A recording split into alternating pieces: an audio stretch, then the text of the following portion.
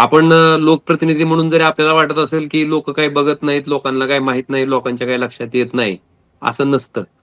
अतिशय बारीक-सारीक गोष्टीकडे लोकांचं लक्ष असतं आणि आपली कृती, म्हणजे आपल्या करणी आणि कथनीमध्ये जर अंतर असेल, तर निश्चितपणे लोकं त्या ठिकाणी निवडणुकीच्या माध्यमातनं त्याला जी लोकशाहीच्या माध्यमातनं मताचा अधिकार त्या माणसाला मिळालेला आहे, हं. तो त्या ठिकाणी बजावत असतात.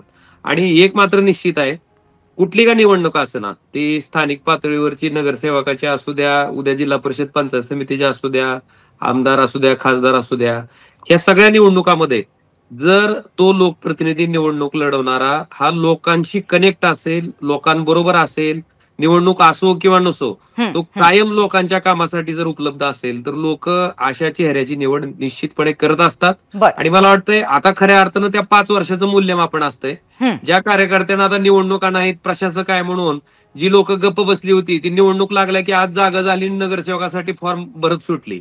बरं. पण जो पदावर नसताना सुद्धा जो कार्यकर्ता त्या ठिकाणी ज्यावेळेस नगरपालिका अस्तित्वात नव्हती, त्यावेळेस लोकांच्या कामाला जर कोण पडला असेल, अशा पद्धतीचा कार्यकर्ता जर ह्या निवडणुकीला सामोरा गेला, तर लोकं सुद्धा त्याच्या पाठीशी भरभरून राहत असतात. हं, हं, हं, आणि हं. उद्याच्या ह्या निवडणुकीत तेही दिसून येईल,